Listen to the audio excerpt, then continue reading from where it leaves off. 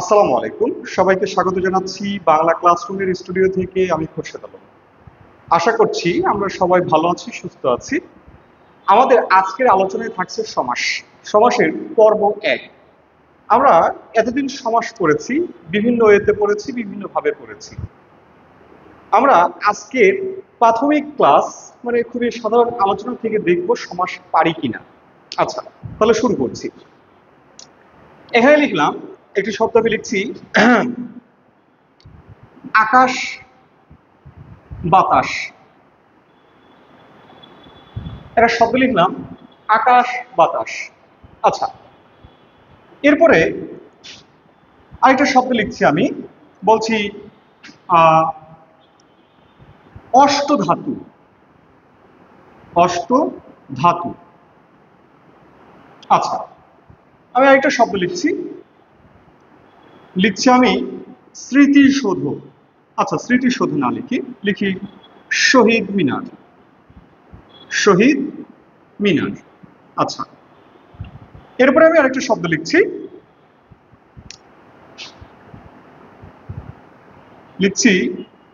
বিশ্বকবি। বিশ্বকবি। আমি আরেকটা শব্দ লিখছি বঙ্গবন্ধু। বঙ্গবন্ধু। আচ্ছা, আমি আরেকটা শব্দ লিখছি, কি লিখা যায় আরেকটি লিখছি আমি উপগ্রহ। আচ্ছা, আমরা যদি এই শব্দগুলো বুঝি তাহলে আমরা সমাস নির্ণয় করতে পারবো। আচ্ছা, আমাকে আগে শিখতে হবে, আমাকে আগে জানতে হবে যে শুরুর পরিচয়টা কেমন। আমি যদি বাবা চাচাকে চিনে থাকি তাহলে বাবার ছেলে চাচার ছেলে এদেরকে আমি চিনব। অর্থাৎ আমার প্রথম কাজ হলো বাবা চাচাকে চেনা। ওকে, এখানে প্রত্যেকটা শব্দ আমরা জানি সমাস কি। সমাস হলো শব্দ গঠনের একটি উপায়। একটি উপায়ের মধ্য দিয়ে শব্দ গঠন হয়, শব্দ তৈরি হয়, নতুন শব্দ সৃষ্টি হয়।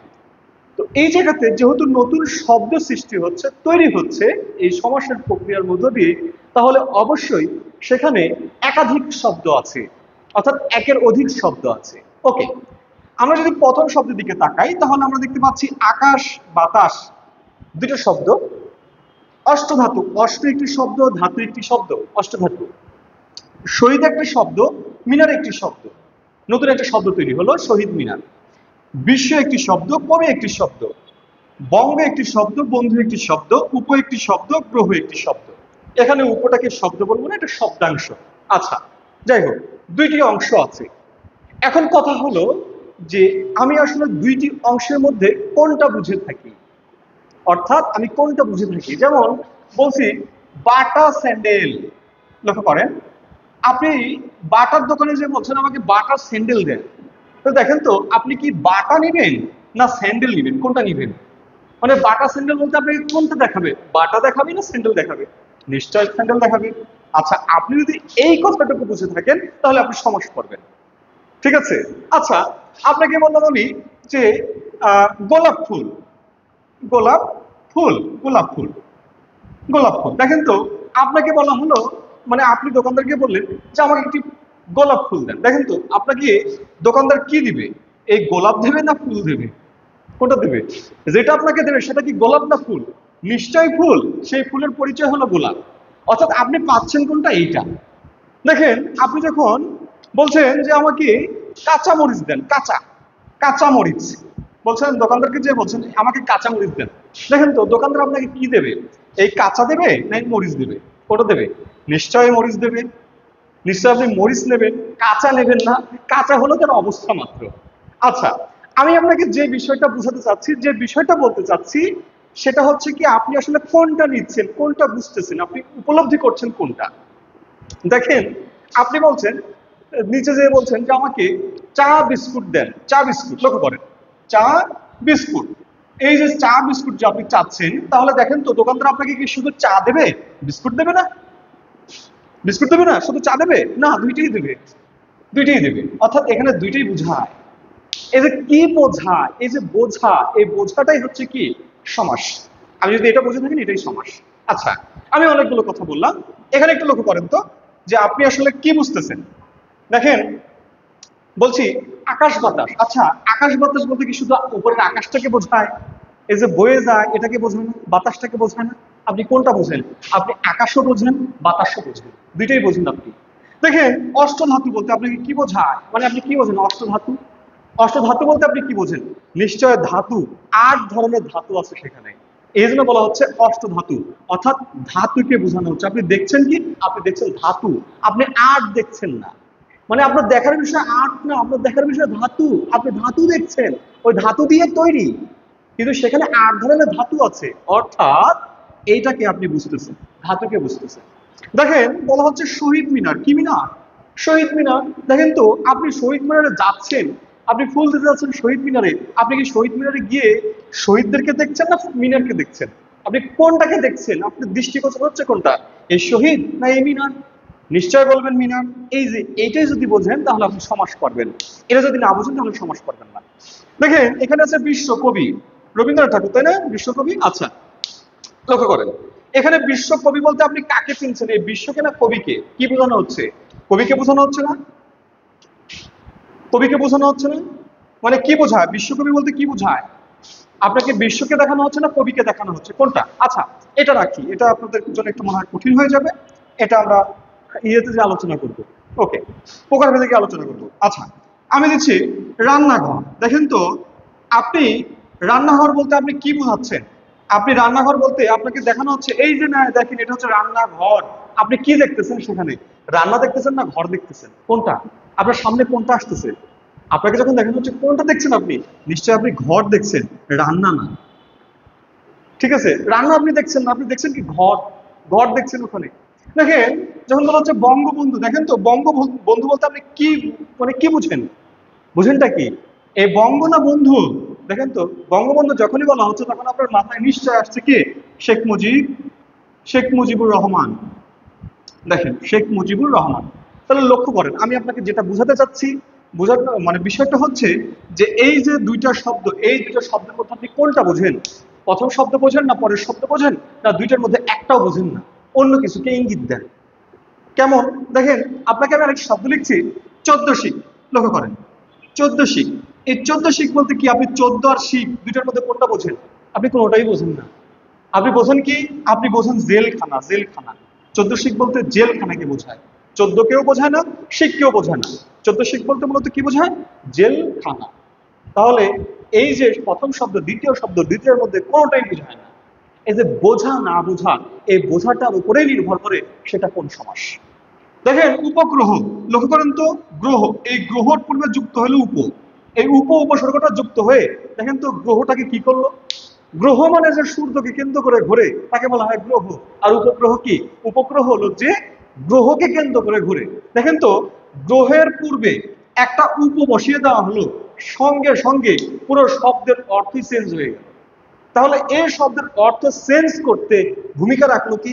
এই প্রথম অংশটুকু। যেমন দেখেন, আমি আরেকটা শব্দ লিখছি, উপভাষা।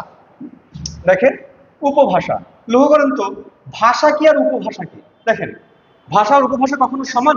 কখনো সমান না, কখনোই সমান না। কি? ভাষা হচ্ছে প্রমিত ভাষা, উপভাষা কি? উপভাষা হলো আঞ্চলিক ভাষা। দেখেন, দুইটাই সম্পূর্ণ আলাদা। এই ভাষার পূর্বে আপনি যখন উপটা যুক্ত করলেন, যুক্ত করার সাথে সাথে ভাষার অর্থটাই চেঞ্জ হয়ে গেল। এটাই হচ্ছে সমাস। মানে এটা যদি আপনি বোঝেন তাহলে আপনি সমাস পারবেন। দেখেন, তাহলে এই জায়গাতে ভূমিকা রাখলো কোনটা? এই প্রথমটা, প্রথম অংশটুকু ভূমিকা রাখলো। এখানে দেখেন কোন অংশটুকু ভূমিকা রাখলো? দুইটাই ভূমিকা রাখলো। এখানে কোনটা ভূমিকা রাখলো? দ্বিতীয়টা। এখানেও দ্বিতীয়টা, এখানেও দ্বিতীয়টা।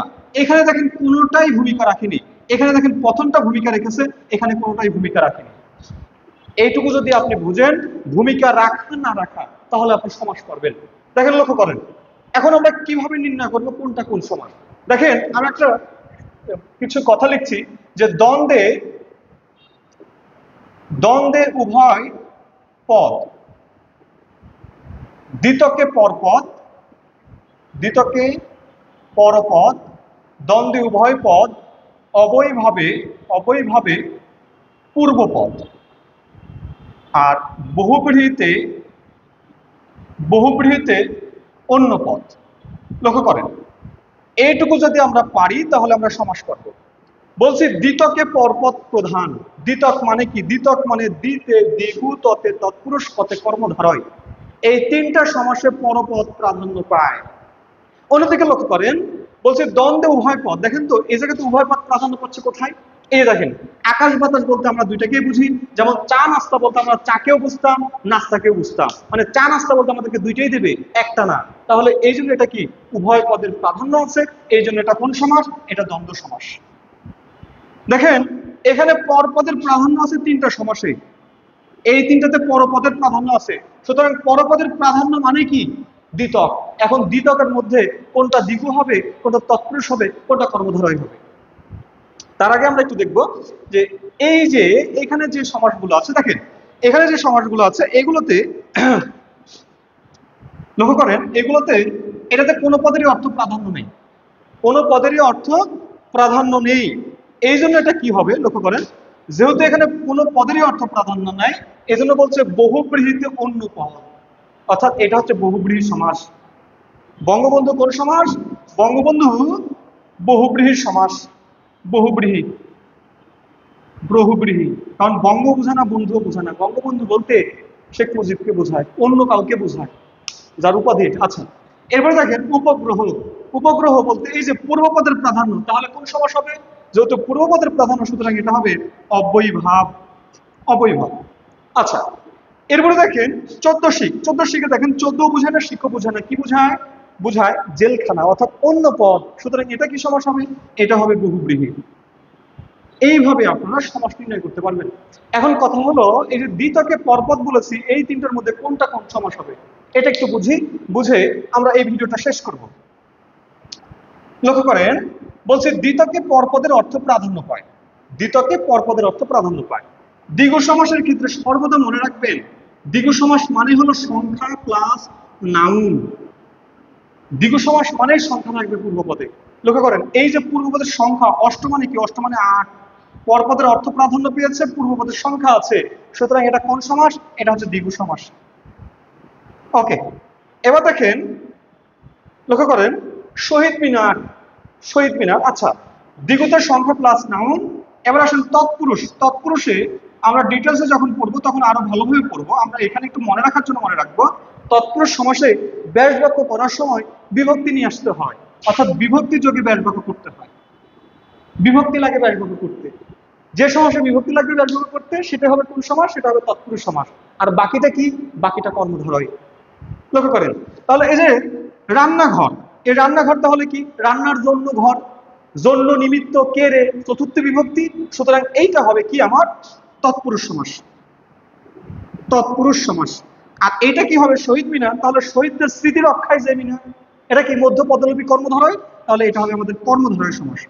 তাহলে আমি যেই কথাটা বললাম যে পরপদে প্রাধান্য আছে তিনটা সমাসে, দ্বিগু, তৎপুরুষ, কর্মধারয়, এই তিনটা সমাস আমরা মনে রাখবো কিভাবে? মনে রাখবো, দ্বিগু সমাসের ক্ষেত্রে সংখ্যা প্লাস নাউন থাকবে, পরপদের অর্থ প্রাধান্য পাবে। তৎপুরুষ সমাসে বিভক্তি যুক্ত হয়ে সমাস হবে, মানে ব্যাস বাক্য হবে বিভক্তি যুক্ত হয়ে। আর আর কর্মধারয় সমাসে কি হবে? কর্মধারয় সমাসটা এই দুইটা ছাড়া বাকি যেটা আছে সেটা কর্মধারয়। এই কর্মধারয় সমাসে যে, যিনি, তিনি, এগুলো দিয়ে ব্যাস বাক্য করতে হয়। এখানে তুলনার বিষয় থাকে, আবার এখানে ব্যাখ্যামূলকও আছে। তাহলে এই টেকনিকে আমরা এই সমাসগুলো নির্ণয় করতে পারবো। আগে যদি আমি চিনে থাকি কোনটা কোন সমাস, তাহলে আমি সহজেই পারবো। দেখেন আমি যদি বলি, লক্ষ্য করেন,